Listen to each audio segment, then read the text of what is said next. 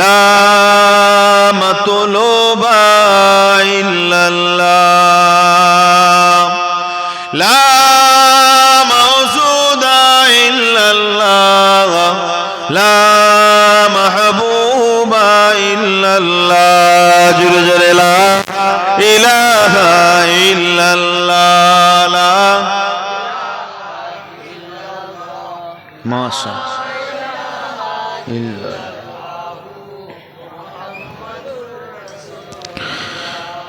দুনিয়া সুন্দর, মানুষ সুন্দর, আসমান সুন্দর, জমিন সুন্দর, সুন্দরে সুন্দরে পাল্লা।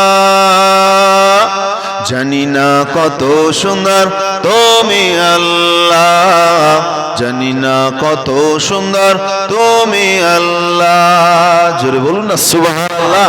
দুনিয়া সুন্দর, মানুষ সুন্দর, সুন্দরে সুন্দরে পাল্লা। জানি না কত সুন্দর তুমি আল্লাহ, জানি না কত সুন্দর তুমি আল্লাহ। ঝরনা ছুটে চলে একে বেঁকে, পৃথিবীর মাঝে কত ছবি এঁকে। ঝরনা ছুটে চলে একে বেঁকে, পৃথিবীর মাঝে কত ছবি এঁকে। নদীর কলতানে, নদীর কলতানে, সাগরের গর্জনে ঢেউে দেয় পাল্লা। জানি না কত সুন্দর তুমি আল্লাহ, জানি না কত সুন্দর তুমি আল্লাহ। জোরে হবে না? দুনিয়া সুন্দর, মানুষ সুন্দর, আসমান সুন্দর, জমিন সুন্দর, সুন্দরে সুন্দরে পাল্লা। জানি না কত সুন্দর তুমি আল্লাহ, লা ইলাহা ইল্লাল্লাহ,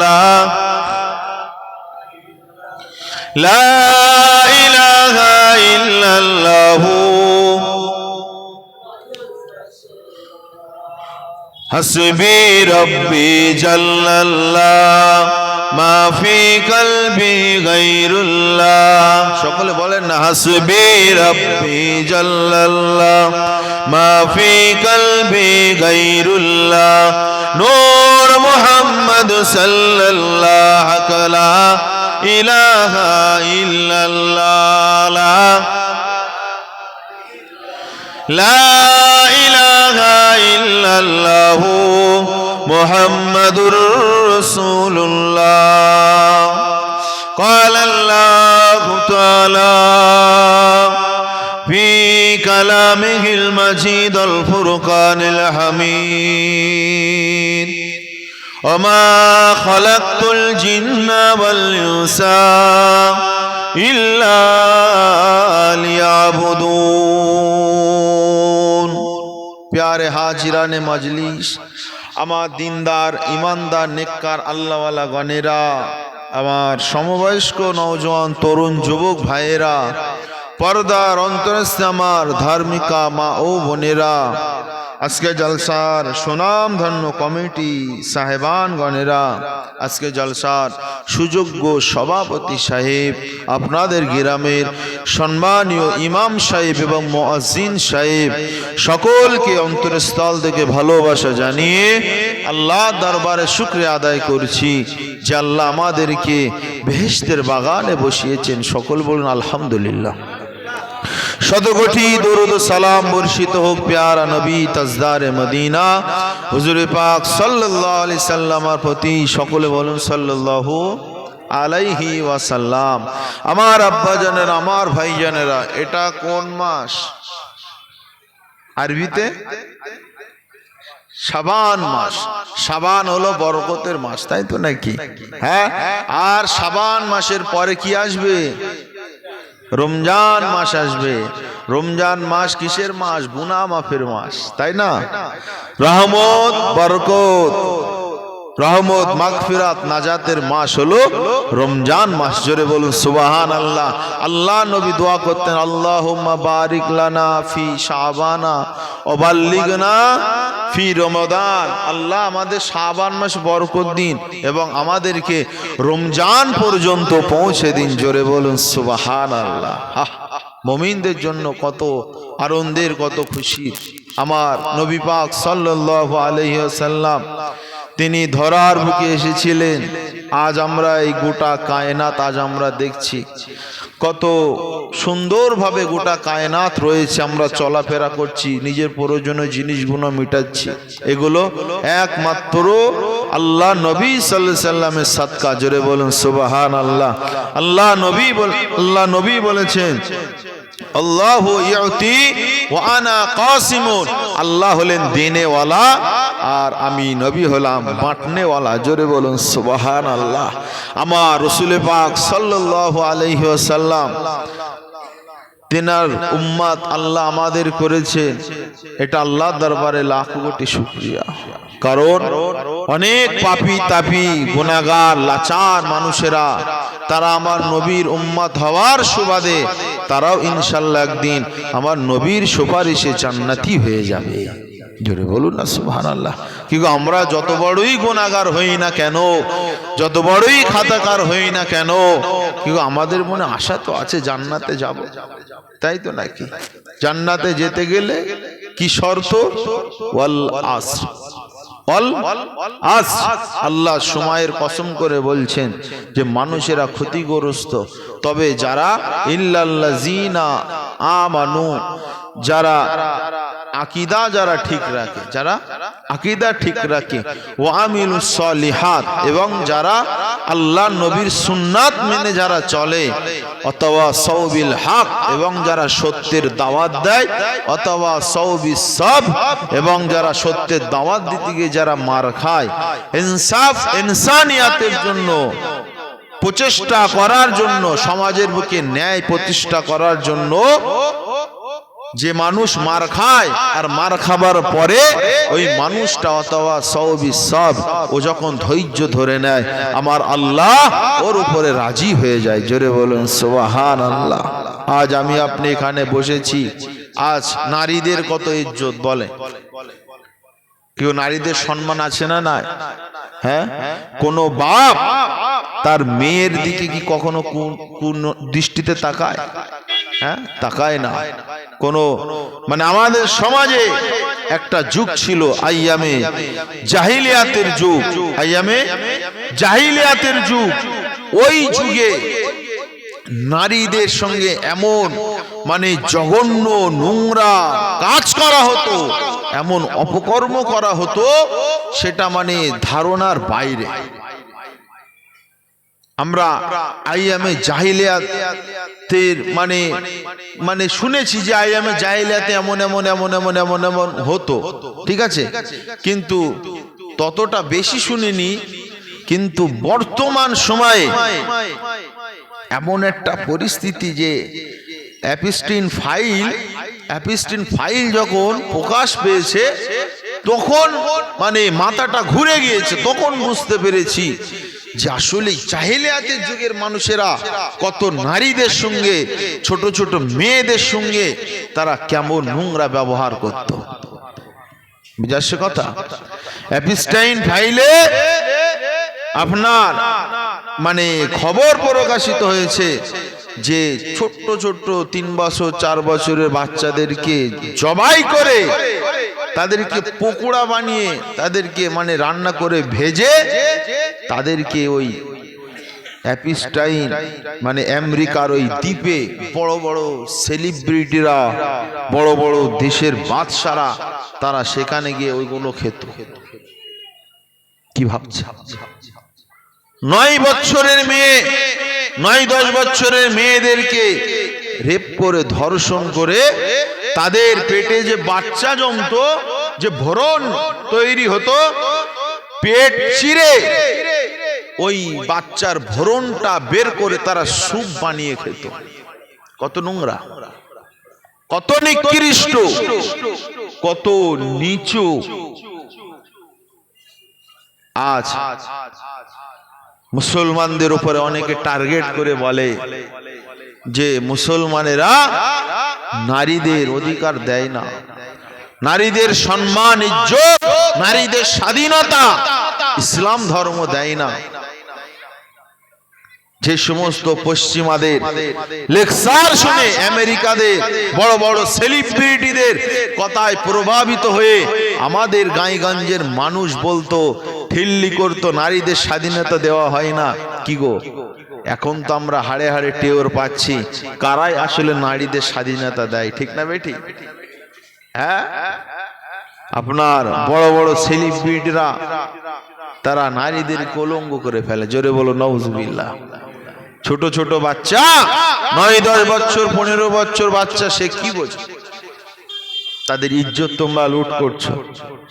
তোমরা নারীরা হলো একটা হিরে, আল্লাহ অনেক মর্যাদা দিয়েছে, তোমরা তাদেরকে বস্ত্রহীন করে তোমরা তাদেরকে রাস্তায় ঘোরাতে চাও, কারণ তোমার তো উদ্দেশ্যটা খারাপ, ঠিক না বেটি? আর ইসলাম ধর্মের মানুষেরা তারা নারী যেমন দামি জিনিস, যেমন হীরা মুক্তা মণি যেমন দামি জিনিস মানুষ ঢেকে রাখে, নারীরাও হলো তেমন দামি জিনিস, তাদের ঢেকে রাখা ইসলাম শরিয়াতে বলেছে। জোরে বলুন সুবহানাল্লাহ। তাহলে একদিন না একদিন ইসলামের সত্যতা মানুষের কাছে ফুটে উঠবে কি উঠবে না? বলে উঠবে তো নাকি? আমার বাপেরা, এই ইনসাফ ইনসানিয়াত আজকের নারীদের মেয়েদেরকে মেরে তাদের পা হাত পা গুলো নিয়ে পকোড়া বানিয়ে খাচ্ছে, তাদের ভরণ বের করে স্যুপ বানিয়ে খাচ্ছে। আজ থেকে 1500 বছর আগে সেই সাহাবীর কথা তখন মনে পড়লো, যে সাহাবী নিজের মেয়েকে মানে জ্যান্ত অবস্থায় মাটিতে পুঁতে দিয়েছিল। এই ঘটনা তো আপনারা জানেন, তাই তো নাকি? জ্যান্ত অবস্থায় মাটিতে পুঁতে দিয়েছিল। আমরা ভাবতাম যে কি করে এটা সম্ভব, কিন্তু আজকে যে এপিস্টাইন ফাইল যে প্রকাশ পেল, আমরা এখন বুঝতে পারলাম যে না, এই জমানায় যদি এত হিংস্র মানুষ থাকতে পারে, তাহলে আইয়ামে জাহিলিয়াতের যুগে এর থেকে 100 গুণ বেশি হিংস্র মানুষের মনোভাব ছিল। সে দয়ার নবী রাহমাতুল লিল আলামিন, তিনি সমাজের বুকে আসলেন, মিনাজ জুলুমাতি ইলান নূর, গোটা দেশটাকে আল্লাহর নবী সাল্লাল্লাহু আলাইহি সাল্লাম হেদায়েতের নূর দিয়ে ভরিয়ে দিলেন। জোরে বলুন, একটু জোরে হবে না সুবহানাল্লাহ। আল্লাহ নবী সাল্লাল্লাহু আলাইহি সাল্লাম তিনি ধরতির উপরে যখন আসলেন, গোটা ধরতিটা এমন করে অন্ধকার যুগ ছিল। আল্লাহ নবী 40 বছর পর্যন্ত আল্লাহ নবী সাল্লাল্লাহু আলাইহি সাল্লাম তিনি চুপচাপ ছিলেন। আল্লাহ প্রথমবার হুকুম করলেন, আল্লাহ নবী নবুয়ত পেলেন, প্রথমবার আমার আল্লাহ হুকুম করে দিলেন, ওয়া আনজির আশিরাতাকাল আকরাবিন, এ আমার হাবিব, এ আমার দোস্ত, যারা আপনার নিকটস্থ আত্মীয় তাদেরকে আপনি হকের রাস্তায়, সত্যের রাস্তায় দাওয়াত দিন। জোরে বলুন আসেন বাবেরা, নওজোয়ান তরুণীরা, আল্লাহ বিধান নবী নূর নবী আল্লাহর পক্ষ থেকে হুকুমটা পাওয়ার পরে আল্লাহ রাসূল সাফা পাহাড়ের ওখানে চলে গেলেন।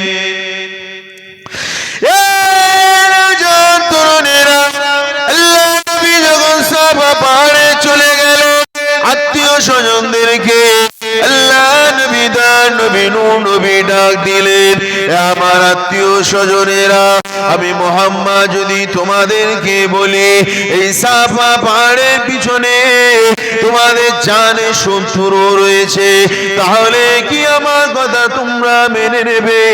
আমি যদি নবী বলি এই সাফা পাহাড়ের পিছনে তোমাদের জানে শত্রু আছে, যখন সময় পাবে তোমাদেরকে হত্যা করে দেবে, মার্ডার করে দেবে, ও আমার আত্মীয়রা, তোমরা আমি নবী আমার এই কথাটা কি তোমরা বিশ্বাস করবে? সেই সময় মক্কার আল্লাহ নবীর আত্মীয়রা, আল্লাহ নবীর প্রতিবেশীরা বলেছিলেন, ও মুহাম্মদ, তুমি বলে আর আমি সত্যবাদী, তুমি জীবনে কখনো মিথ্যা কথা বলোনি। অতএব মুহাম্মদ অবশ্যই অবশ্যই তুমি সত্য কথা বলবে, আমরা তোমার কথাটা মেনে নেব।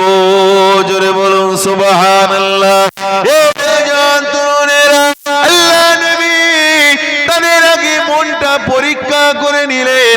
কারণ নবী কেন তাদের মনটা পরীক্ষা করলেন? আল্লাহ নবী যদি তাদের কাছ থেকে বিশ্বাস একরারের আল্লাহ নবী যদি প্রতিশ্রুতি না নিতেন, হয়তো প্রথমবারেই তারা অস্বীকার করে দিত। কিন্তু আমার নবী প্রথম তাদের কাছে জানতে চাইলেন, এ আমার আত্মীয় স্বজনেরা, কেন আল্লাহ নবী দয়ার নবী এতদিন তাদের সঙ্গে মিশেছে, তাদের আমানতের খেয়ানত করেনি, তাদের ওপারে কোন রকম অন্যায় অবিচার আল্লাহ নবী করেনি, কারো ওপারে জুলুম করেনি, কাউকে আল্লাহ রাসূল গালি দেয়নি। জওয়ান তরুণের আব্বারা, আল্লাহ নবী সেটা তিনি জানার পরে তাদেরকে বললেন, তোমরা যদি আমার কথা বিশ্বাস করো, তাহলে তোমাদেরকে একটা কথা আমি নবী জানিয়ে দিই, তোমরা এক স্রষ্টাকে তোমরা মেনে নাও, এক আল্লাহকে তোমরা মেনে নাও, এক আল্লাহ নামে তোমরা তোমাদের জীবন পার করো, এক আল্লাহর গোলামিতে তোমরা তোমাদের জীবনটা পার করো, এক আল্লাহর ইশারা তোমাদের জীবনটা অতিবাহিত করো। আর আমি মুহাম্মদুর রাসূলুল্লাহ, আমাকে তোমরা নবী বলে মেনে নাও, তাহলে তোমরা কামিয়াবি হয়ে যাবে।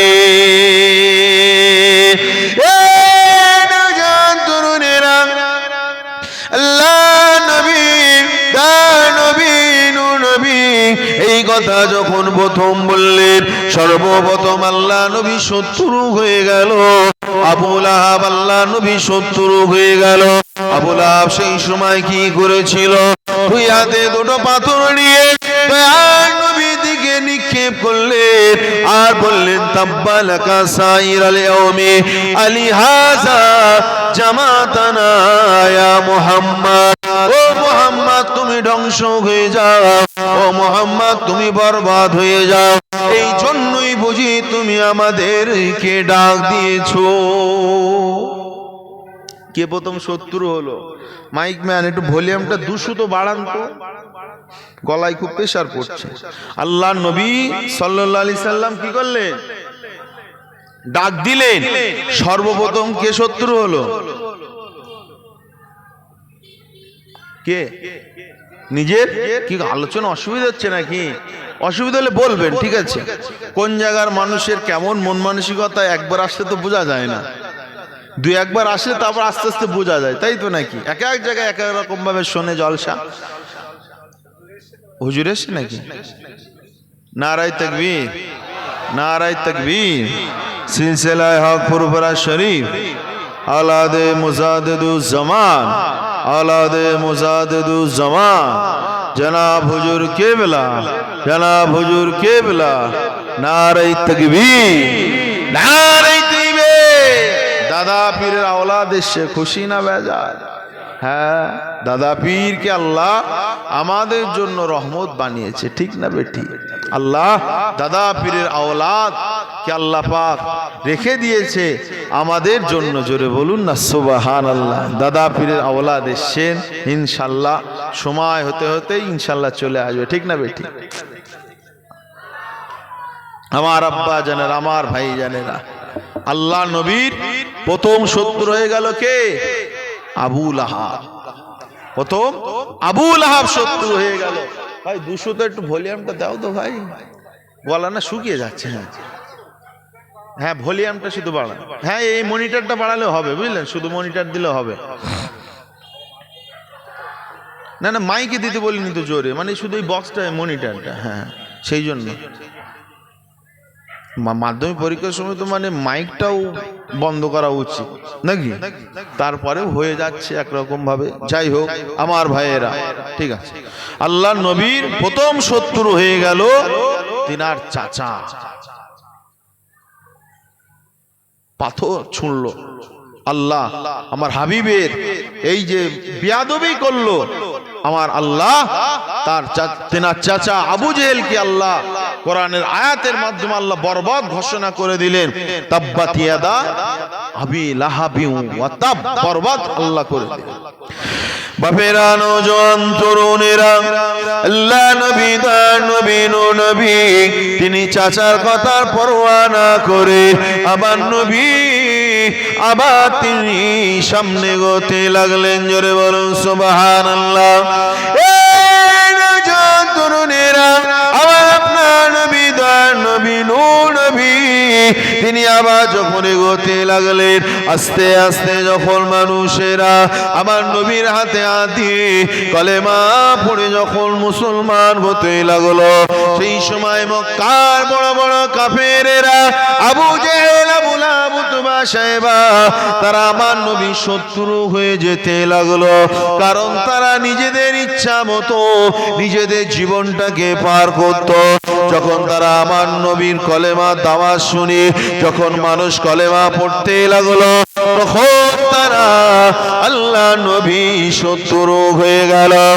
এই নওজোয়ান তরুণেরা, বাপেরা, কেন তারা আল্লাহ নবী শত্রু হয়ে গেল? কি জন্যই আল্লাহ নবী শত্রু হয়ে গেল?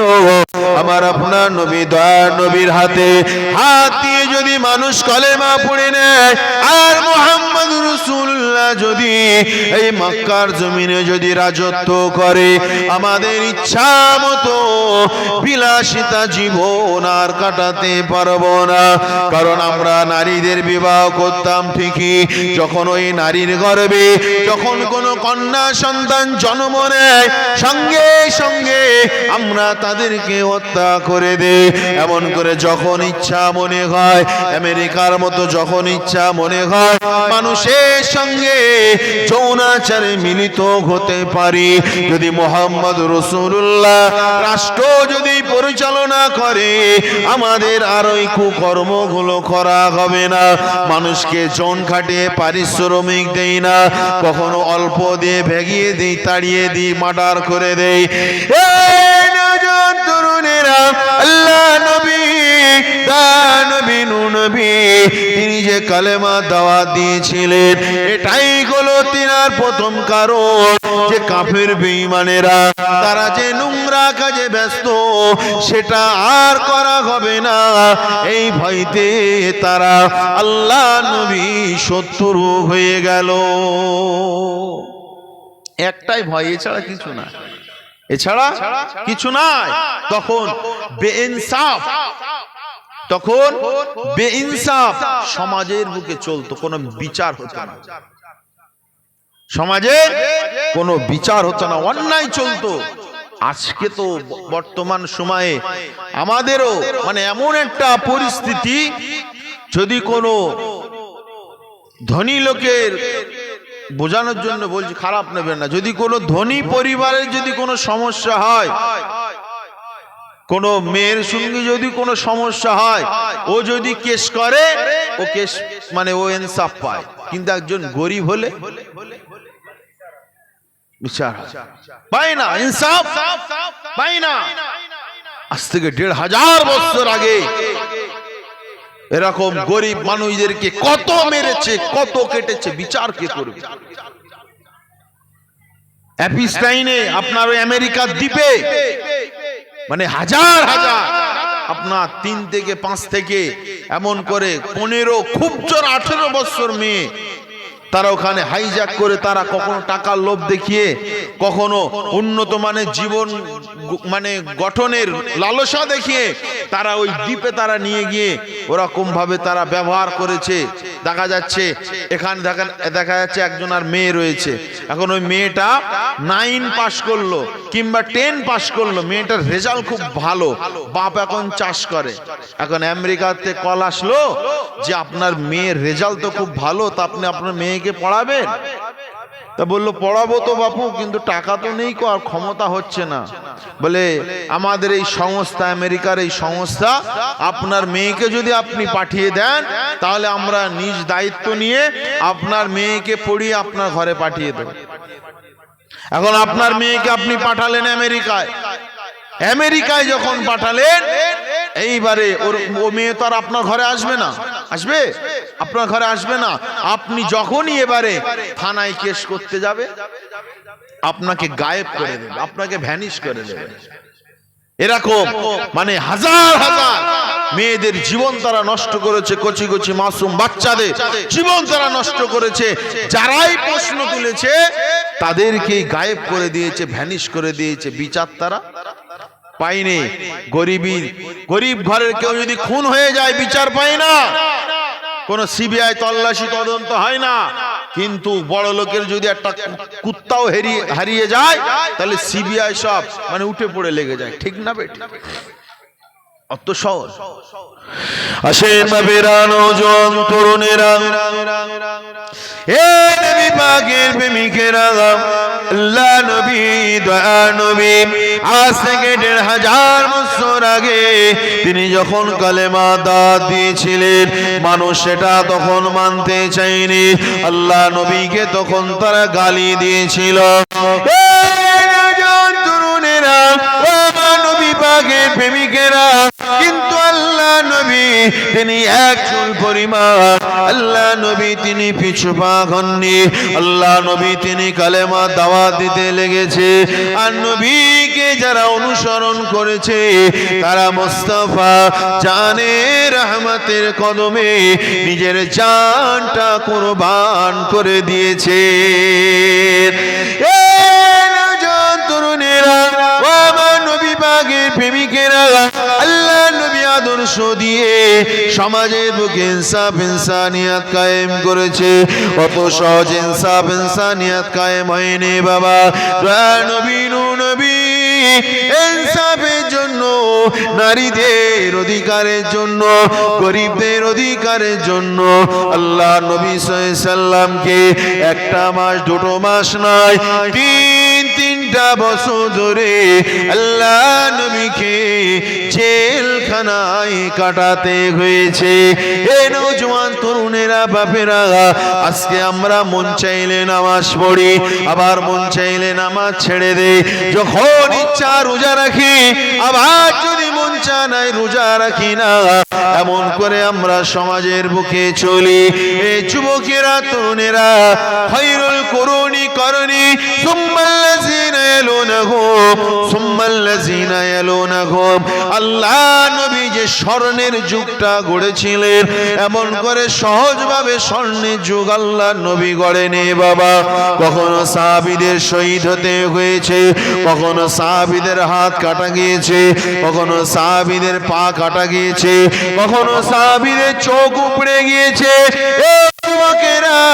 কখনো সাহাবীরা নিজের সন্তানদেরকে এতিম বানিয়েছে, নিজের স্ত্রীদেরকে বিধবা বানিয়েছে। আজ সমাজের বুকে সেই জন্য আজ আমরা এত শান্তিতে চলতে পারি। এই যে আমরা পাশাপাশি হিন্দু মুসলমান বাস করি, কি করি না? হিন্দু মুসলমান বাস করি, আমরা তো একে অপরকে তো গালি দেই না। হিন্দুরা আমাদের গালি দেয় না, আমরাও তো হিন্দু ভাইদের গালি দেইনি। কেন? যা শিক্ষা তার কাছে। আমার আল্লাহ কোরআনে জানিয়ে দিয়েছে, তোমরা কখনো বেধর্মীদের, তোমাদের বাইরে বেধর্মীদের দেব দেবতা তোমরা কখনো গালি দেবে না। কারণ আমার আল্লাহ আলিমুল গায়েব, তিনি ভালো জানেন। আমার আল্লাহ বলেছেন, যদি তোমরা গালি দাও তাহলে পাল্টা ওরাও তোমার গালি দেবে। জোরে বলুন না সুবহানাল্লাহ। কত সুন্দর শিক্ষা, এই কত সুন্দর শিক্ষা। আজও ভারতের জমিনে রেকর্ড আছে যে মুসলমানেরা হিন্দুদের দেবদেবীর গালি দিচ্ছে। হ্যাঁ, ভারতের জমিনে রেকর্ড নাই। তবে কখনো দেশের আইন শাসন পরিবর্তনে কখনো কখনো এমন হয়েছে যে সরকারি জায়গা, পাবলিক জায়গা, যেটা কখনো মন্দির ভেঙেছে, কখনো মসজিদ ভেঙেছে। ঠিক না বেটি? আমার মানে ভাবতে অবাক লাগে যে কোথায় কোন একটা বিশেষ দল সে মন্দির ভেঙেছে, বুঝলে। এখন মিডিয়ায় যখন সম্প্রচার হচ্ছে যে ওই সরকার মন্দির ভেঙেছে, তখন ওই সরকারের বড় একজন নেতা মানে মানে বড় একজন মানে নেতা, সে বলছে ওটা ভাঙেনি, ওটা মানে ভিডিও, ওটা হচ্ছে এআই ভিডিও। এআই তো আমাদের অনেক বাচ্চা ছেলে এখন বোঝে না, বুঝলেন? এআই ভিডিও, এআই মানে কি, কম্পিউটারে তৈরি করে, বুঝলেন? আমি কম্পিউটারে তৈরি করা যাবে, দেখা যাচ্ছে আপনি বসে আছেন তো, আমি আপনাকে একটা চড় মারছি, কম্পিউটারে এটা তৈরি করা যায়, বুঝলে? তো বলছে ওটা এআই ভিডিও, বুলডোজার জিসিবি দিয়ে মন্দির ভেঙেছে, ওটা এআই ভিডিও। আসেন বাপেরা, নওজোয়ান তরুণেরা, এই নবী পাকের প্রেমিকেরা, আজ আমরা এই ভারতবর্ষের জমিনে বাস করি। ভারতবর্ষ তো শান্তির জায়গা, এই শান্তির জায়গাতে নাকি? ভারতবর্ষ হলো শান্তির জায়গা। এই ভারতের জমিনে গরিবে নওয়াজ খাজা মঈনুদ্দিন চিশতি আজমির রহমাতুল্লাহ আলাইহি, তিনি মানুষের মাঝে ইনসাফ ছড়িয়েছিলেন। কালেমা দাওয়াত দিয়ে এক আল্লাহর রাস্তায় তিনি ডেকেছিলেন। জোরে বলুন সুবহানাল্লাহ। ও নবী পাকের প্রেমিকেরা, আজ আমরা এই ভারতের বাসিন্দা বাবা, আমরা কখনো মন্দিরে গিয়ে কখনো গরুর মাংস হাট ছড়ি না। কখনো হিন্দু ভাইয়েরা তারা এমন করে মসজিদে এসে সোয়ারের মাংস হাট ছোড়ে না। এই ছোড়ে, এমন করে ছোড়ে না বাবা। রাস্তা দিয়ে যখন যায় বাবা, অনেক হিন্দু ভাইরা প্রসাদ দেওয়ার জন্য দাঁড়িয়ে থাকে। না দাদা, আমি প্রসাদ খাই না। ঠিক আছে বাবা, যাও, কোনো অসুবিধা নাই। এটা ভারতের জমিনে সেকুলারিজম, হিন্দু মুসলমান জৈন খ্রিস্টান জাতি ধর্ম বর্ণ নির্বিশেষে আমরা বসবাস করছি। কত সুন্দরভাবে আমি আপনি বসবাস করছি, কিন্তু এই সম্পর্কটা ফাটল ধরানোর জন্য এক শ্রেণীর ধর্ম ব্যবসায়ী তারা উঠে পড়ে লেগেছে বাপ।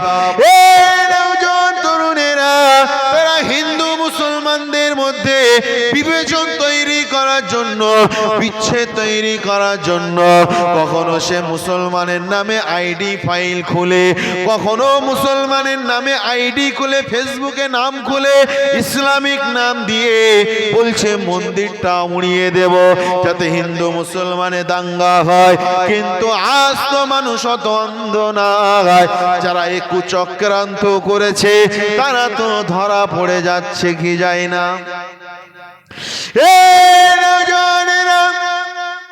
কয়েক মাস আগের ঘটনা, কজন হিন্দু নামে পরিচিত যুবক ছেলেরা তারা হিন্দু ভাইদের মূর্তি দেবদেবীকে তারা ভেঙে দিয়েছে।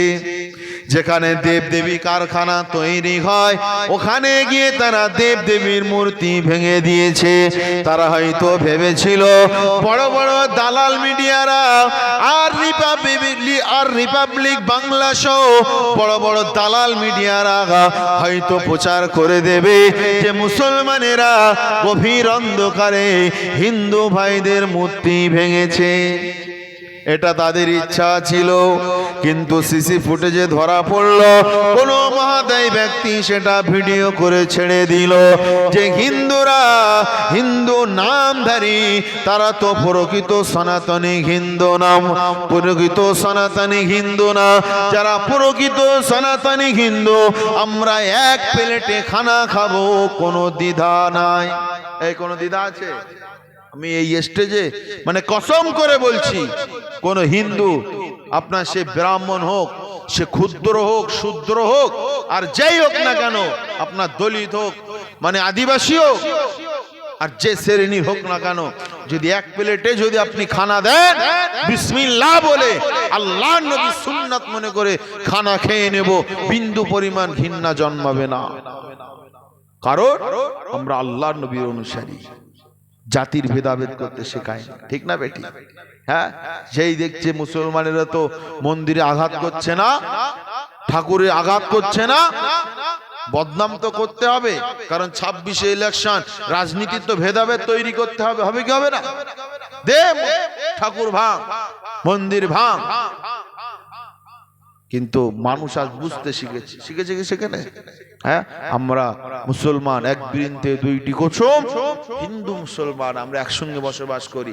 সেই জন্য বাপেরা, যুগে যুগে ধর্ম ব্যবসায়ীরা যারা এই ঠাকুর ভাঙছে, মন্দির ভাঙছে, যারাই, বুঝলেন, এরাই আবার নারীদের অধিকার দেখাতে যায়। কিন্তু কদিন আগে আবার ভিডিও প্রকাশ হয়েছে, এদেরই বড় বড় শিষ্য গুরুরা তারা নারী ভোগের জন্য আন্ডারগ্রাউন্ড করে রেখেছে, মানে মাটির নিচে আন্ডারগ্রাউন্ড করে রেখেছে, ওখানে নারী ভোগ। কি শিক্ষা দিচ্ছে সমাজে?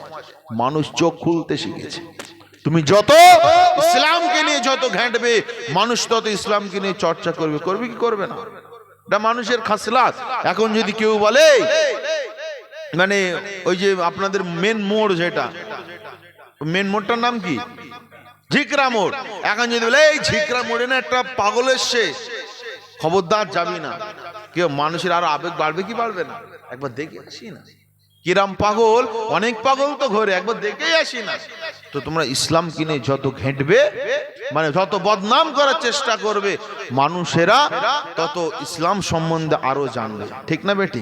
তাআলাউ ইলা কালিমাতিন সাওয়াইন বাইনানা ওয়া বাইনাকুম, আল্লাহ বলছে তোমাদের একে অপরের মধ্যে, যেমন হিন্দু বলেন, মানে মুসলিম বলেন, খ্রিস্টান বলেন, যে জিনিসগুলো সামঞ্জস্যপূর্ণ তোমরা একে অপরে সেগুলো মেনে চলো। আমাদের তো কোরআন বলেনি যে কোনো হিন্দু ভাইকে তলোয়ার দিয়ে মানে মেরে, বোম মেরে, কখনো গলা টিপে, গলা ধাক্কা দিয়ে তাদেরকে ইসলামের কলেমা পড়াও, কখনো তো আল্লাহ নবী বলেনি। ইসলামে এ কথা নেই। কিন্তু অসীম বাবু তো বলেছিল যে কোরআন শরীফে আছে, যেখানেই হিন্দুদের পাও সেখানেই মানে মানে কতল করো, মেরে দাও, এ বলেছিল কি বলেনি? কিন্তু আসলে আছে, হ্যাঁ বাক্যটা আছে, কিন্তু একটা প্রেক্ষাপট তো আছে, একটা প্রেক্ষাপট তো আছে। কোন বিষয়ে এই কথাটা বলা হয়েছে?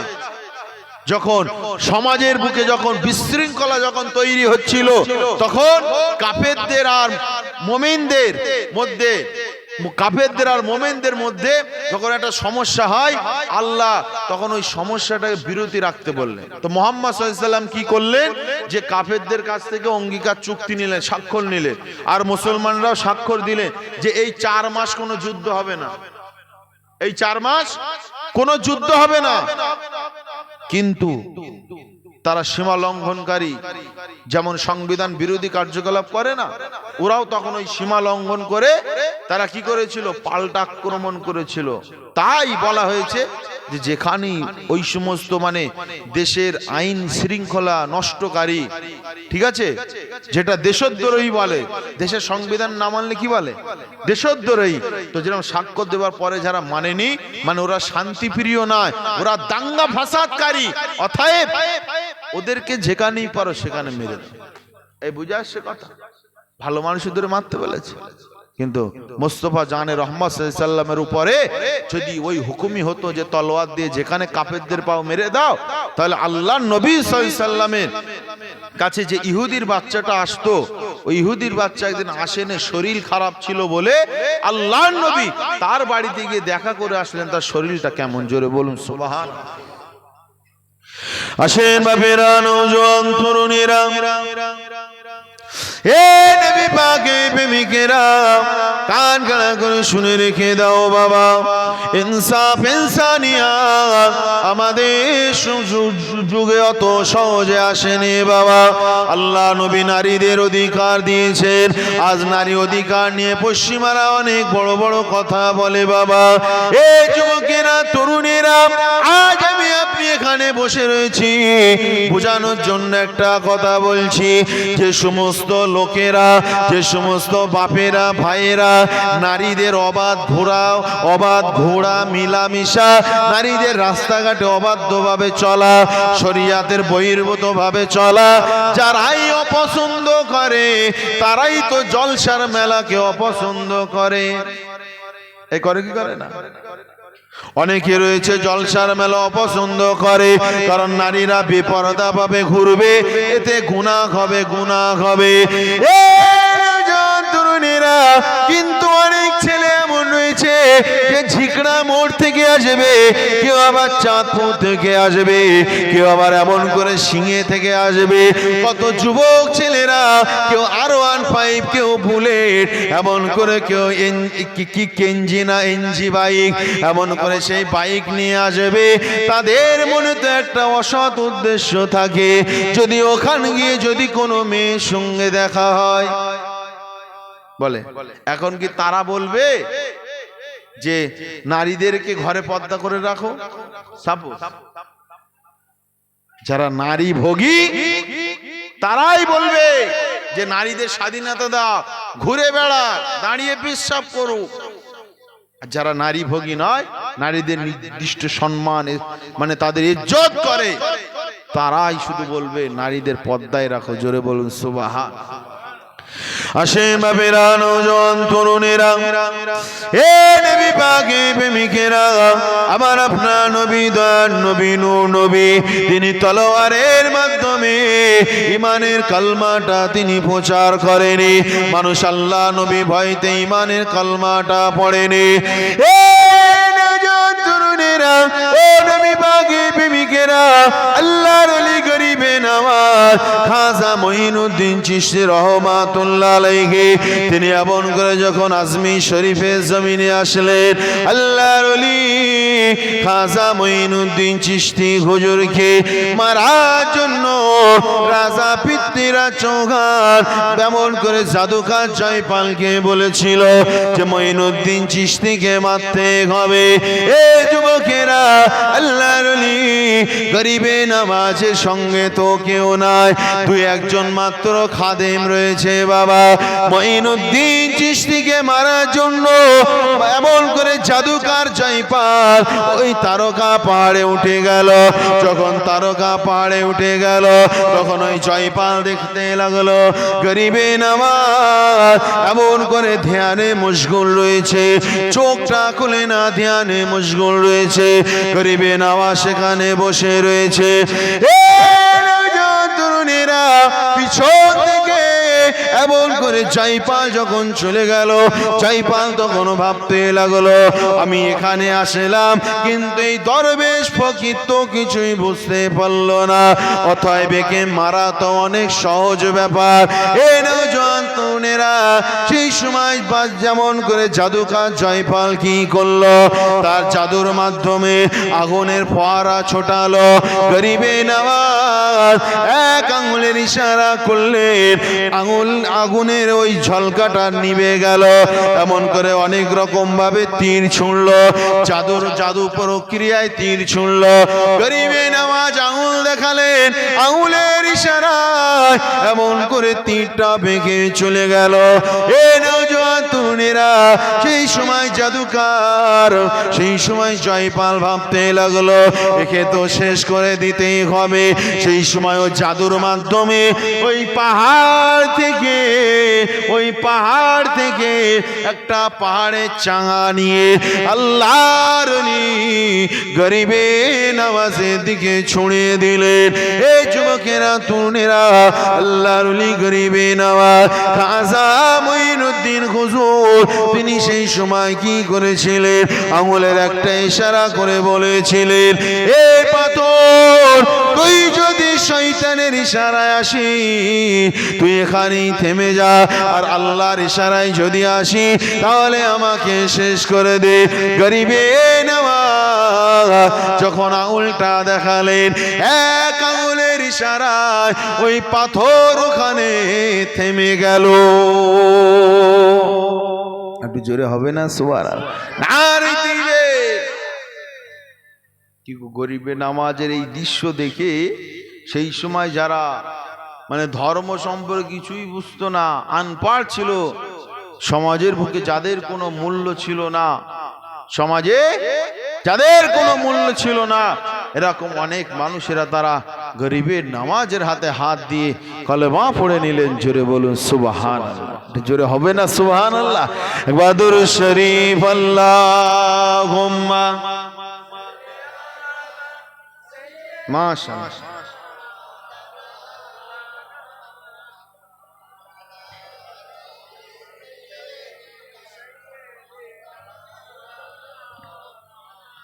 सारे जगह में धूम मची है, नूर का बादल छाएंगे, दीवानों खुशियाँ मनाओ, आका हमारे आए हैं। जोरे बोलूं ना सुभान अल्लाह। क्यों उर्दू गजल ভালো লাগে শুনতে নাকি? सारे जगह में धूम मची है, नूर का बादल छाएंगे, दीवानों खुशियाँ मनाओ, आका हमारे आए हैं। जोरे बोलूं ना सुभान अल्लाह। फर्श ज़मीन से अर्श बरी तक जमाल है, ऐ आमदे रसूल खुदा का कमाल है। फर्श ज़मीन से अर्श बरी तक जमाल है, ऐ आमदे रसूल खुदा का कमाल है। महशर में गुनाहगार को जो बख्शवाएगा, महशर में गुनाहगार को जो बख्शवाएगा, ऐ बीबी आमिना ओ तुम्हारा हिलाल है, ऐ बीबी आमिना ओ तुम्हारा हिलाल है।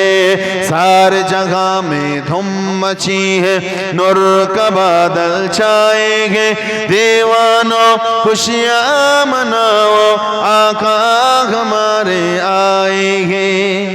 अब चंदर जा तेरा जाने का वक्त है, अब आफताबे नूर के आने का वक्त है। जोरे बोलो ना सुभान अल्लाह। अब चंदर जा तेरा जाने का वक्त है, अब आफताबे नूर के आने का वक्त है। ऐ आसमां के चांद सितारों उतर पड़ो, ऐ आसमां के चांद सितारों उतर पड़ो, जश्ने रसूल पाक मनाने का वक्त है, जश्ने रसूल पाक मनाने का वक्त है। अल्लाहुम्मा सल्ली अला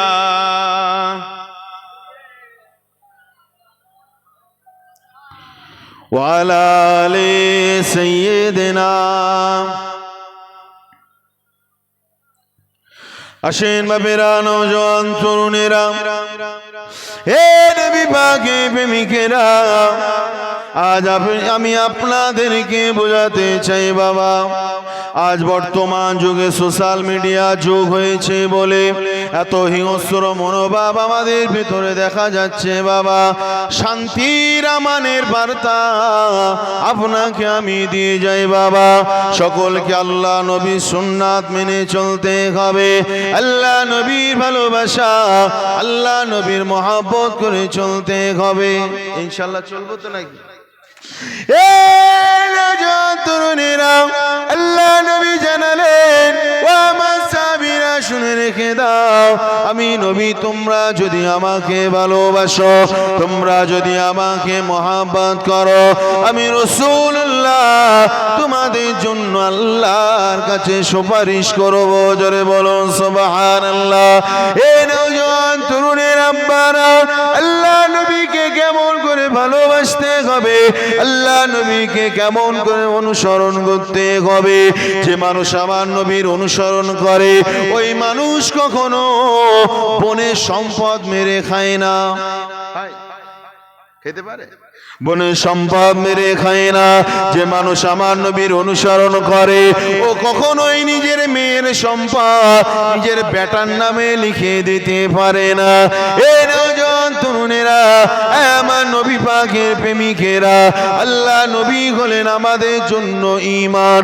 আল্লাহ নবীর কাছে একজন সাহাবী আসলেন, ইয়া রাসূলুল্লাহ, হাবিবাল্লাহ, হুজুর ঈমান কি? আল্লাহ নবী বলেছিলেন, হুব্বি, আমি নবী আমার মহব্বত ভালোবাসা নামটাই হলো ঈমান। এ নওজোয়ান তরুণেরা, আল্লাহ নবী সাহাবীদের কেন এত মর্যাদা? আজ পৃথিবীর মানুষেরা যখন আমার নবী সাহাবীদের নাম নেয় তখন রাদিয়াল্লাহু তাআলা আনহু বলে, যখন আল্লাহর ওলি বুজুর্গদের নাম যখন নেয়, যেমন দাদা হুজুরের নাম নিলে, পাঁচ হুজুরের নাম নিলে, বসিরহাট আল্লামা হুজুরের নাম নিলে, নামে শেষে রহমাতুল্লাহ আলাইহি বলে কেন? এই যুবকেরা, এটা অন্য কোনো কারণ নয়, এটা একটাই কারণ হলো তারা নিজেদের জীবনটাকে আল্লাহ নবীর কদমে কুরবান করে দিয়েছে। একটু জোরে হবে না সুবহানাল্লাহ? নিজেদের জীবন আল্লাহ রসুলের কদমে কুরবান করে দিয়েছে। আবু বকর হুজুরকে পৃথিবীর কে চিনত? আমার নবীর মহব্বতে আল্লাহ সব থেকে বেশি সম্মানিত করে দিয়েছেন। জোরে বলুন সুবহানাল্লাহ। হযরত ওমর হুজুর, তাকে কে চিনত? মানুষ একটা সময় তাকে চিনত যে ওমর মানে গুন্ডা, ওমর মদখোর, মানুষ একটা সময় এই রকম ভাবেই চিনত। কিন্তু যখন আল্লাহর নবীর ছায়া তলে যখন ওমর হুজুর চলে আসলো, এখন মানুষ ওমর হুজুরকে জান্নাতি হিসাবে চেনে। জোরে বলুন, একটু জোরে বলুন না সুবহানাল্লাহ।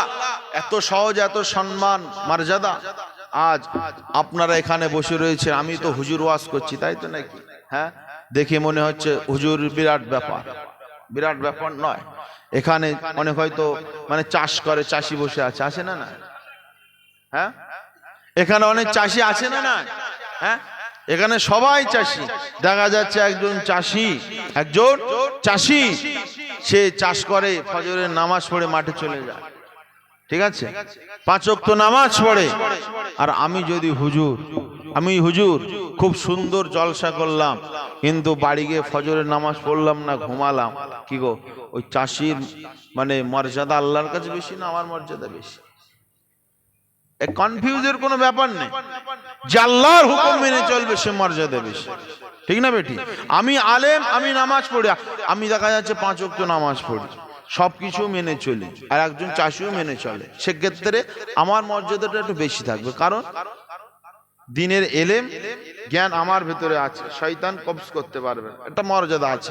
কিন্তু দেখা যাচ্ছে ওই চাষি ভাইয়ের থেকে আমি আমলে কম, তখন যতই এলেম থাকুক না কেন, জ্ঞান থাকুক না কেন, ও আল্লাহর দরবারে গ্রহণযোগ্য হবে না। কাজেই এখানে দেখা যাচ্ছে অনেকেই ভাবে যে সৈয়দ বংশ আর হাশিমি বংশ, কোরাইশি বংশ, মানে ওরাই হয়তো বুজুর্গ আল্লাহর ওলি হতে পারবে, ঠিক না বেটি? আমরা হতে পারবো না, ঠিক না বেটি? আমাদের সচরাচর আমাদের সমাজে গায়েগঞ্জে শোনা যায় যে এই ব্যক্তিটা পীর সাহেব, এই ব্যক্তিটা আল্লাহর ওলি, শোনা যায় না। কিন্তু অনেক মানুষ এমন রয়েছে, সমাজের মানুষ না চিনলেও আল্লাহ তাদেরকে আল্লাহর ওলি হিসাবে, পীর হিসাবে, আল্লাহর বন্ধু হিসাবে আল্লাহ তাদেরকে কবুল করে নেয়। জোরে বলুন সুবহানাল্লাহ। এই যে আপনাদের কবরস্থানে কতগুলি মানুষ শুয়ে রয়েছে, আপনি বলতে পারবেন যে কেউ আল্লাহর ওলি নেই ওর ভেতরে? বলতে পারবেন? কারণ সেই উজ্জ্বল মানে বংশে হয়তো নেই বলে হয়তো কেউ বলে, কিন্তু হাকিকি অনেক আল্লাহর ওলি হয়তো আপনাদের গোরস্থানায় শুয়ে রয়েছে। জোরে বলুন সুবহানাল্লাহ। সেই জন্য বেশি বেশি কবর জিয়ারত করলে তাদের ফয়েজগুলো পাওয়া যায়। জোরে বলুন সুবহানাল্লাহ। আসেন বাবেরা, নওজোয়ান তরুণীরা, এ নবী পাকের প্রেমিকেরা, আমার আপনার নবী দয়ার নবীর মহব্বতে পড়ে বেলাল রাদিয়াল্লাহু তাআলা আনহু এমন করে হাবশি দেশে বাড়ি, দেখতে খুব কালা, কান চাবড়ানো, নাক ঠোঁট চাবড়ানো, কিন্তু বেলাল হুজুর আশারায়ে মুবাশশিরা জান্নাতি একজন সাহাবী। তরুণেরা, ও নবী পাকের প্রেমিকেরা, আল্লাহ নবী সাহাবী হযরতে বেলাল যখন হুজুর আল্লাহ নবীর হাতে হাত দিয়ে ঈমানের কালমা পড়ে যখন মুসলমান হয়ে গেলেন, হযরতে বেলাল হুজুরের মর্যাদা আমার আল্লাহ বাড়িয়ে দিলেন। মনিবেক গোলামের বেটা গোলাম বেলাল আল্লাহ নবী সাহাবী হয়ে গেল। তার নামের শেষে রাদিয়াল্লাহু তাআলা আনহু বলতে হবে, এটা আমাদের ইসলাম হুকুম দিয়েছে। এই নওজোয়ান তরুণেরা, আল্লাহ নবীকে তো ভালোবাসে ভালোবাসতেন, আল্লাহ নবীকে এত মহব্বত করতেন। হযরতে বেলাল রাদিয়াল্লাহু তাআলা আনহু যখন তিনি শুনতে পেলেন নবী নবী আর পৃথিবী জমিনে তিনি নাই, আল্লাহ নবী সাহাবী বেলাল, তখন তিনি পাগল পারা হয়ে গেলেন। এ কি কথা শুনলাম, পৃথিবী জমিনে সব থেকে বড় কষ্টের কথা হলো এই কষ্টটা। হযরতে ওমরে ফারুক হুজুর পাগল হয়ে গেলেন। হযরতে ওমর হুজুর পাগল হয়ে গেলেন, উলঙ্গ তলোয়ার খানা নিয়ে এমন করে মদিনার অলিতে গলিতে ঘুরতে লেগেছে। কেউ যদি বলে মুহাম্মদ সাল্লাল্লাহু আলাইহি নবী নবী ইন্তেকাল করেছে, আমি তার ধর থেকে তার মাথাটা আলাদা করে দেব। হযরতে ওমর হুজুর পাগল হয়ে গিয়েছেন বাবা। এই নওজোয়ান তরুণেরা হযরতে আবু বকর ডাক দিলেন, ও ভাই ওমর, এত এরকম পাগলামো করো না, পৃথিবীর জমিন থেকে একদিন সবাইকে পর্দা নিয়ে চলে যেতে হবে। ওমর হুজুর মাথাটা ঠান্ডা করে নিলেন। এই নওজোয়ান তরুণেরা, আল্লাহ নবীর মহব্বতের সাহাবী হযরত বেলাল রাদিয়াল্লাহু তাআলা আনহু, আল্লাহ নবীর এই বেদন বিরহের ব্যথা, আল্লাহ নবীর বিদায়ের কথা শুনে বেলাল হুজুর জমিনের উপরে বেহুশ হয়ে পড়ে গেলেন। জমিনের উপরে বেহুশ হয়ে পড়ে গেলে যে দয়ার নবী আর নাই, দয়ার নবী চাঁদ মুখখানা আর দেখবার সুযোগ হবে না। বেলাল হুজুর জমিনে বেহুশ হয়ে পড়ে গেলে। তরুণেরা, হযরত বেলাল হুজুর তিনি আর মদিনার জমিনে থাকবেন না। হযরতে বেলাল হুজুর বেহুশ হয়ে গেলেন। জোহরের নামাজের সময় হয়ে গেল, জোহরের আজানের সময় হয়ে গেল। আল্লাহ নবী সাহাবীরা বললেন, ও ভাই বেলাল, মসজিদে নববী শরীফেতে আজান দিয়ে দাও।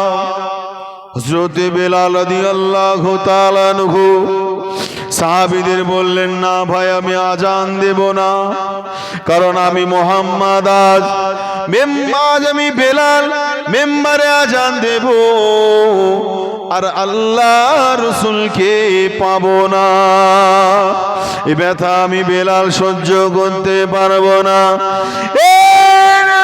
তরুণেরা, হযরতে বেলাল কি করতেন? আশহাদু আল্লা ইলাহা ইল্লাল্লাহ, আশহাদু আন্না মুহাম্মাদার রাসূলুল্লাহ।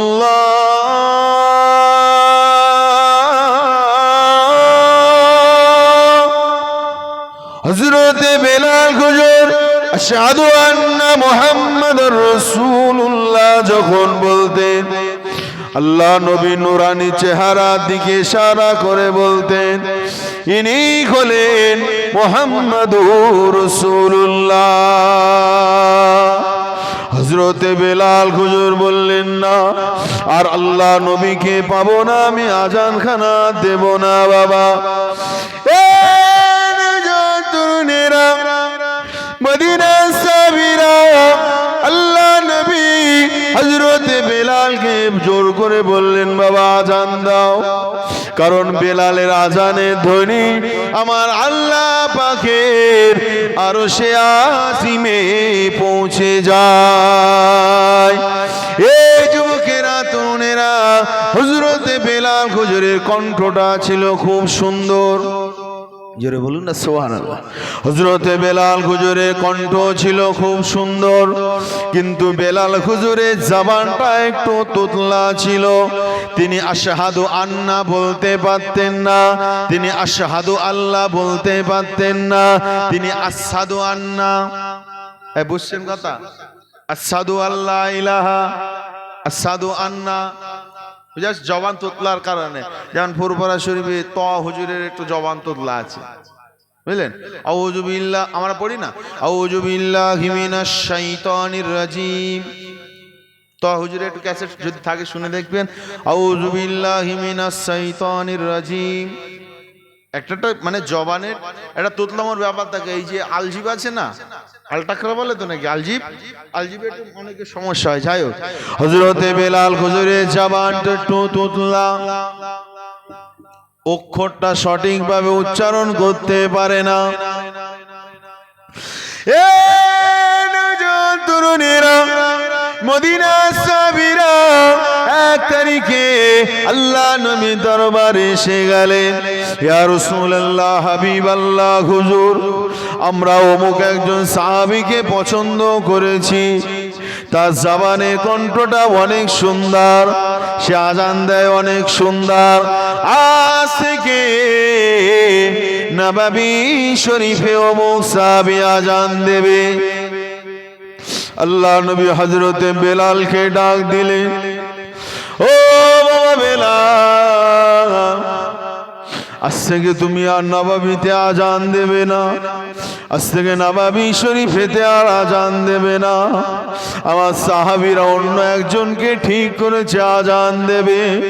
হযরতে বেলাল হুজুর চোখ ভরা পানি নিয়ে আল্লাহ নবীকে বললেন, ইয়া রাসূলুল্লাহ, ইয়া হাবিবাল্লাহ হুজুর, আমি বেলাল কালো বলে, আমি বেলাল জবানটা তুতলা বলে আর নববীতে আজান দেওয়া হবে না ইয়া রাসূলুল্লাহ। হযরতে বেলাল হুজুর চোখের পানি ফেলতে ফেলতে চলে আসলেন। বাবা, এ নওজোয়ান তরুণেরা, অমুক সাহাবী নববীতে আজান দেবে, কাল থেকে ফজরের নামাজ থেকে আজান দেবে। অমুক সাহাবী মসজিদে নববীতে আজানটা দিয়ে দিল, কিন্তু বাবা সময় আসে না, নামাজের সময় আসে না।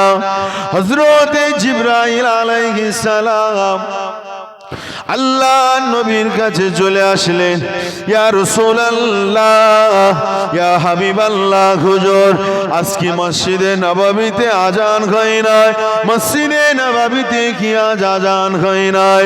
আল্লাহ নবী বললেন, ও জিবরাইল, ও ভাই জিবরাইল, মসজিদে নববীতে তো আজান হয়েছে ঠিকই, কিন্তু আজকের আজান আমার বেলাল দেয় না।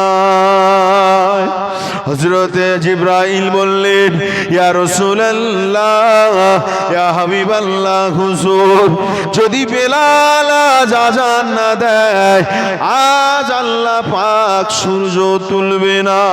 ইয়া রাসূলুল্লাহ, হাবিবাল্লাহ হুজুর, হযরতে বেলালের আজান আল্লাহর আরশে পৌঁছে যায়, আর আসমানের ফেরেশতারা বেলালের আজান শোনার জন্য সবাই পাগল হয়ে থাকে।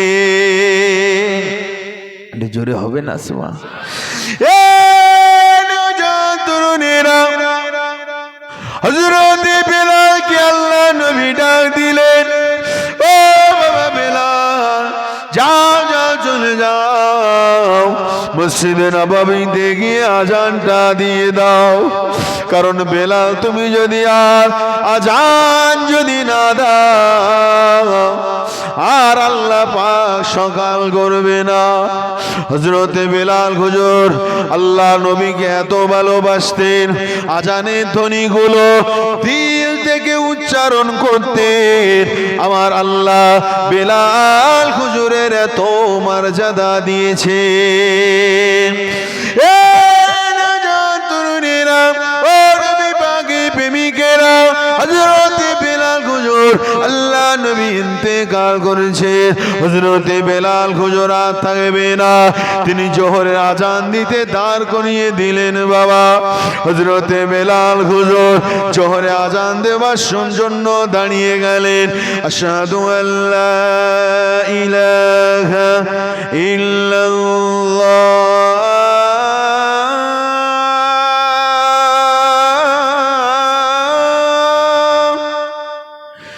আশহাদু আল্লা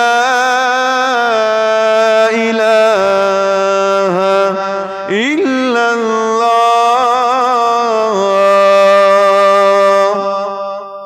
أشهد أن محمدا رسول الله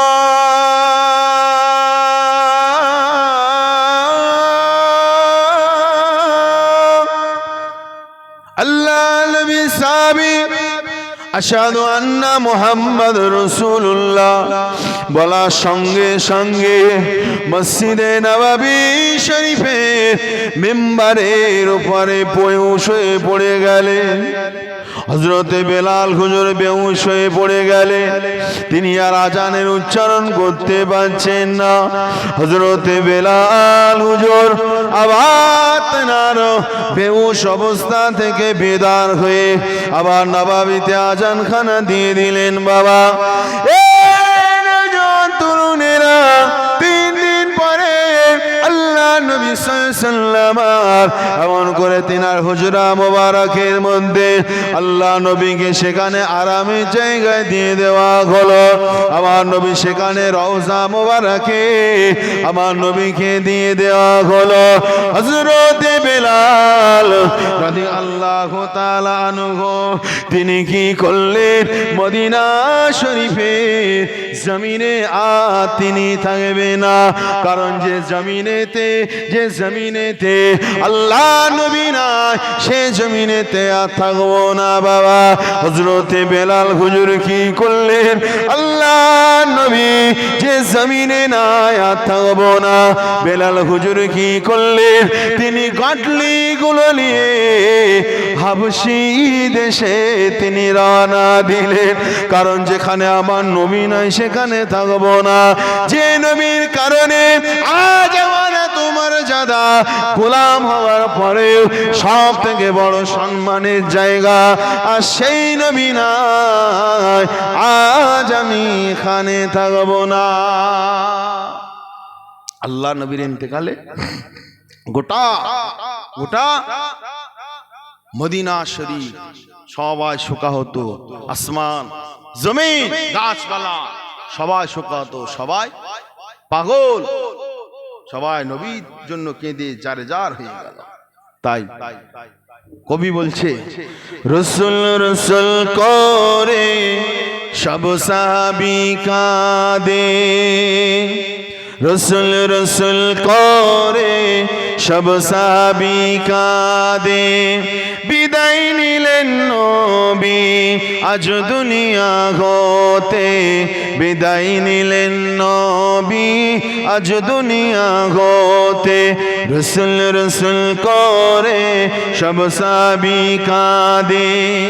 আবু বকর হুজুর কি বলছে, আবু বকর বলে যেও না গো চলে, আবু বকর বলে নবী যেও না গো চলে, কাকে আমি সালাম দেব সকালে বিকালে, রসুল রসুল করে সব সাহাবী কাঁদে, বিদায় নিলেন নবী আজ দুনিয়া হতে।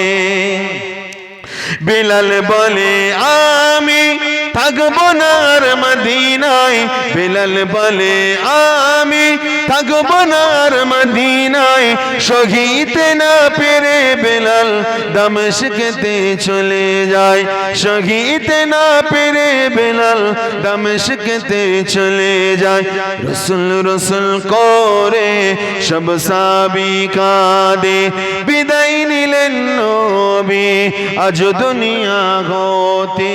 হাসান হোসেন কি বলছে শোনেন, হাসান হোসেন বলে, হাসান হোসেন বলে নানা যেও না গো চলে, হাসান হোসেন বলে নানা যেও না গো চলে, কে মোদের দেবে চুমা উঠবো কাহার কোলে, কে মোদের দেবে চুমা উঠবো কাহার কোলে, রসুল রসুল করে সব সাহাবী কাঁদে, বিদায় নিলেন নবী আজ দুনিয়া হতে। মা ফাতেমা কি বলছে, মা ফাতেমা কান্দিয়া চোখের পানি ফেলে, ফেলে, মা ফাতেমা কান্দিয়া চোখের পানি ফেলে, ও আব্বা জান আমায় রেখে কোথায় যাচ্ছ চলে? রসুল রসুল করে সব সাহাবী কাঁদে, বিদায় নিলেন নবী আজ দুনিয়া হতে। আল্লাহুম্মা সাল্লি আলা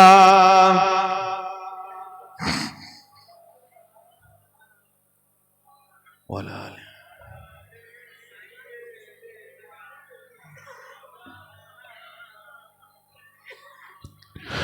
আসেন বাপেরা, নওজোয়ান তরুণেরা, এ নবী বাগে প্রেমিকেরা, হযরত বেলাল হুজুর তিনি চলে গেলেন। হযরত বেলাল হুজুর চলে গেলেন, হাবশী দেশে বেলাল হুজুর চলে গেলেন। এ নওজোয়ানেরা, আল্লাহ নবী 1 তারিখে বেলাল হুজুরকে খ্বাব দেখাচ্ছে, ও বাবা বেলাল, তুমি আমি নবী আমার কথা কি ভুলে গিয়েছো? আমি রসুল আমার কথা কি তোমায় মনে পড়ে না? ও বাবা বেলাল, তুমি কিভাবে আমাকে ছেড়ে চলে গেলে? হযরতে বেলাল হুজুর বললেন, ইয়া রাসূলুল্লাহ, ইয়া হাবিবাল্লাহ হুজুর, আপনার বিরহ আলবিদা আমি সহ্য করতে পারি না। ইয়া রাসূলুল্লাহ, আমি চলে এসেছি। ইয়া রাসূলুল্লাহ, আমার আজানের ধ্বনিটা আর শোনার মতো কেউ নাই। এ নওজোয়ান তরুণেরা, আল্লাহ নবী বলেছিলেন, ও বাবা বেলাল, তুমি মদিনায় বাবা চলে এসো, তুমি নবাবী শরীফেতে আজান দেবে, আর আমি আল্লাহ নবী, আমি মুহাম্মদুর রাসূলুল্লাহ রওজার ভিতর থেকে তোমার আজান শুনবো। আরো জোরে বলুন সুবহানাল্লাহ। এ নওজোয়ান তরুণের আব্বারা, আল্লাহ নবী 1 তারিখে মেরাজে যাওয়ার পরে, আল্লাহ দিদারে যাওয়ার পরে, আল্লাহ নবী জান্নাতের ভিতরে একটা পায়ের আওয়াজ শুনতে পেয়েছিলেন। আমার নবীর ওই পায়ের আওয়াজটা যেন বড্ড চেনা লাগছিল।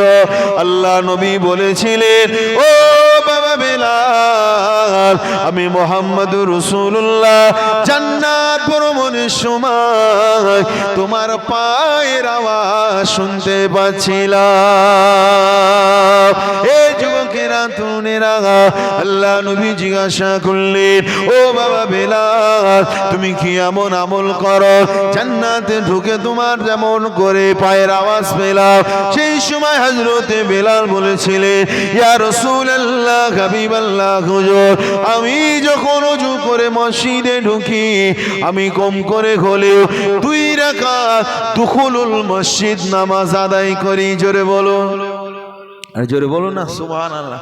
দুখুলুল মসজিদ, মসজিদে ঢুকে 2 রাকাত নামাজ আদায় করতে হয়, তাই তো নাকি? তাহিয়াতুল ওযু 2 রাকাত নামাজ, দুখুলুল মসজিদ 2 রাকাত নামাজ, 2 2 4, তাই তো? এই নামাজগুলো অনেকে জুমার সময় আদায় করে। জুমার নামাজের দিন যায় তখন পড়ে, জুমার আগে পড়ে না 2 রাকাত করে, তারপর 2 রাকাত, তারপর লাস্টে গিয়ে 4 রাকাত, তারপরে জুমার নামাজে জমা হয়। কিন্তু এই যে 2 রাকাত নামাজগুলো, এই যে 2 রাকাত নামাজ, যে দুখুল মানে তাহিয়াতুল ওযু দুখুলুল মসজিদ, এটা শুধু জুমার দিনের জন্য না,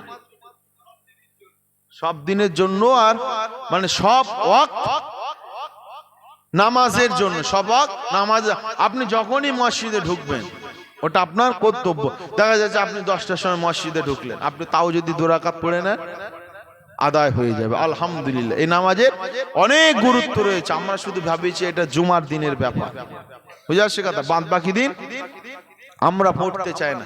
যাই হোক, হযরতে বেলাল হুজুর তিনি আমল করেছেন ঠিকই, কিন্তু সিনার ভিতরে আল্লাহ নবীর মহব্বত, আল্লাহ রসুলের ভালোবাসা হযরতে বেলালের মর্যাদাটাকে অনেক বাড়িয়ে দিয়েছে। জোরে বলো, একটু জোরে হবে না সুবহানাল্লাহ? নারে তাকবীর, নারে তাকবীর।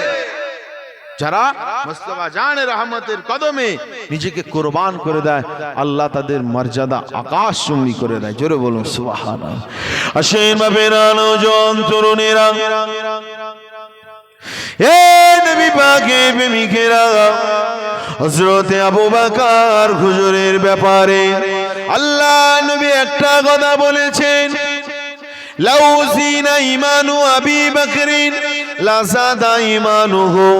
পৃথিবী জমিনে সকলের ঈমানকে নিয়ে যদি দাড়ি পাল্লার এক সাইডে রাখা হয়, আবু বকর হুজুরের ঈমান নিয়ে যদি দাড়ি পাল্লার অপর সাইডে রাখা হয়, আবু বকর হুজুরের ঈমানের পাল্লা ভারী হয়ে যাবে। এ নওজোয়ান তরুণেরা, ও নবী পাকের প্রেমিকেরা, কেন আবু বকর হুজুরের এত মর্যাদা?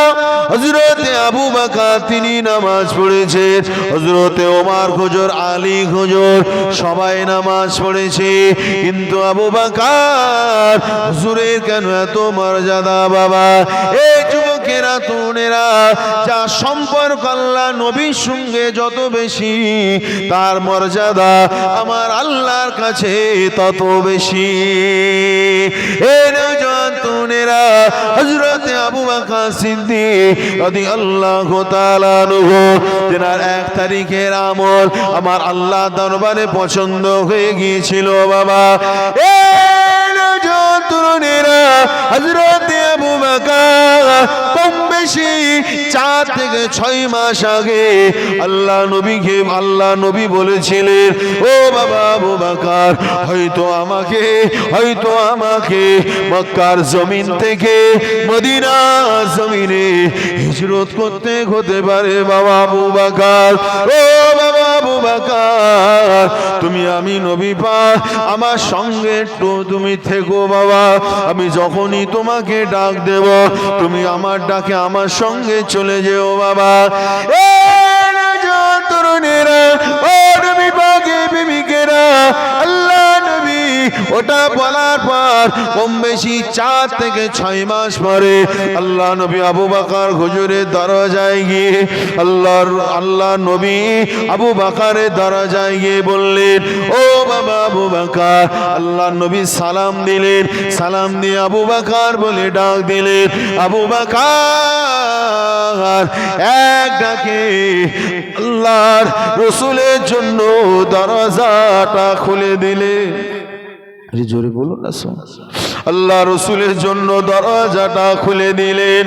এ নওজোয়ান তরুণেরা, আমাদের আম্মা জান হযরতে খাদিজাতুল কুবরা রাদিয়াল্লাহু তাআলা আনহা, যখন আল্লাহ নবী বাইরে কোথাও যেতেন দ্বীনের দাওয়াতের জন্য, যখন আল্লাহ রাসূল যেতেন, হযরতে আম্মা জান খাদিজা কখনোই বিছানায় পিঠ লাগিয়ে তিনি ঘুমাতেন না। যদি আল্লাহ নবী এসে ডাকে আর আমার যদি উঠতে দেরি হয়ে যায়, বেয়াদবি হয়ে যাবে। এ যুবকেরা, আল্লাহ নবী এসে ডাকার এক ডাকার সঙ্গে সঙ্গে খাদিজা ঘরে দরজা খুলে দিতে। আল্লাহ নবী জিজ্ঞাসা করলেন, ও বেরি খাদিজা, তুমি কেন সারা রাত ঘুমাও না? ইয়া রাসূলুল্লাহ, ইয়া হাবিবাল্লাহ, হুজুর আপনি যে মানুষের কাছে কালেমা দাওয়াত নিয়ে যান, আপনি যে মানুষের কাছে শান্তির দাওয়াত নিয়ে যান, আপনাকে কতজন মারে, আপনাকে কতজন গালি দেয়, আপনাকে কত ছোট বড় কথা বলে।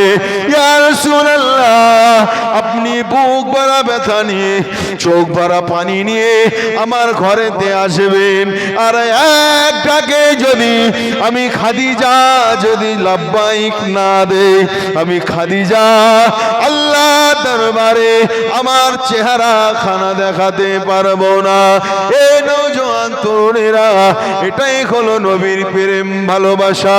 হযরতে আবু বকর বলতে লাগলেন, ইয়া রাসূলুল্লাহ, ইয়া হাবিবাল্লাহ, শুধু আজকে বলে না, আজ থেকে 4 মাস হয়ে গেল হুজুর বিছানায় পিঠ লাগাই নাই।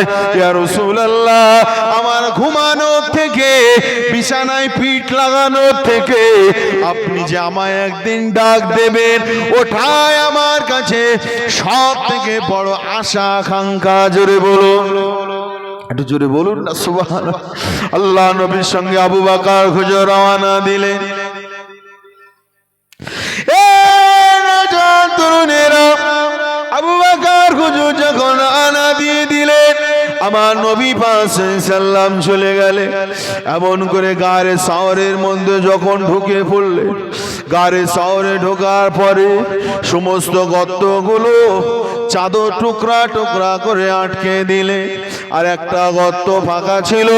আবু বকর হুজুর তেনার পায়ের গোড়ালি মোবারক সেখানে গুজে দিলে। আল্লাহ নবী ঘুমাচ্ছেন, আরাম ফরমাচ্ছেন, হঠাৎ করে একটা সাপ এসে সবল দিয়ে দিল। কিন্তু আবু বকর ডাকতে পাচ্ছেন না, আল্লাহ নবীকে ডাকতে পাচ্ছেন না। হুজুর আরাম করছেন, আমার জীবন চলে যাই যাক, আল্লাহ নবীর আরামে আমি ডিস্টার্ব করব না।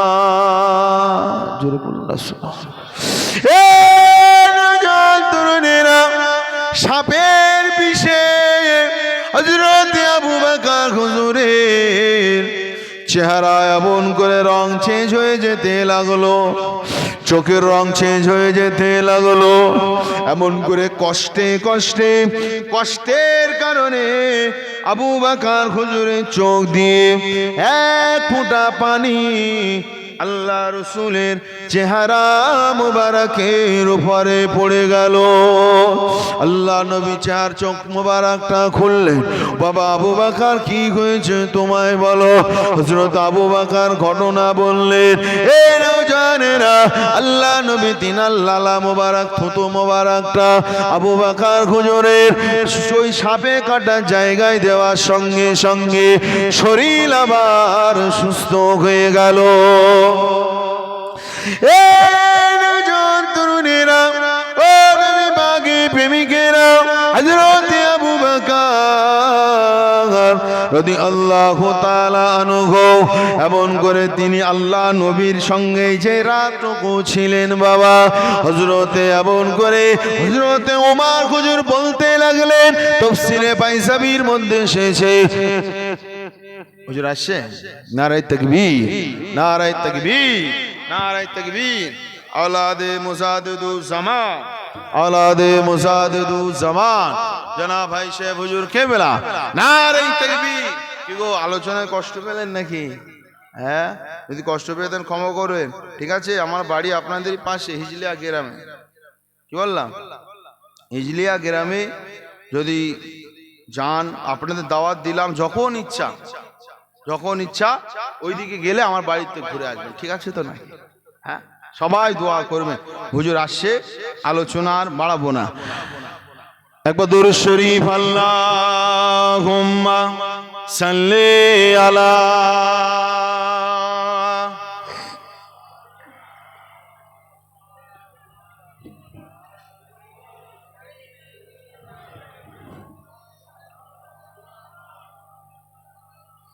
আল্লাহ। নারায়ে তাকবীর, নারায়ে তাকবীর, নারায়ে তাকবীর। দাঁড়িয়েছেন, নারায়ে